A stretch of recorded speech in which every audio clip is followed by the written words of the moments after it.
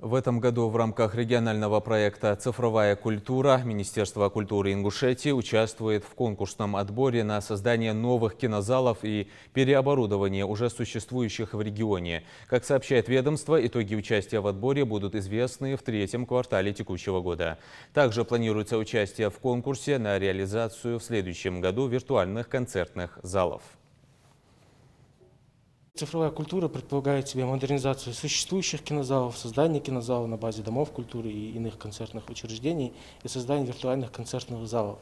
Что предполагает из себя виртуальные концертные залы? Это специализированное оборудование, полностью подготовленное для организации прямого эфира ведущих коллективов Российской Федерации, театральных учреждений, концертных учреждений, где желающие посетить это мероприятие, жители республики могут прийти в виртуальный концертный зал, ознакомиться с сеансами. В данном случае, если говорить о виртуальном концертном зале, который сейчас установлен, Государственная филармония периодически выставляет афишу мероприятий и даты, когда они будут прийти. И любой житель Республики Ингушетия может посетить это мероприятие и в прямом режиме реального времени увидеть концерты ведущих коллективов.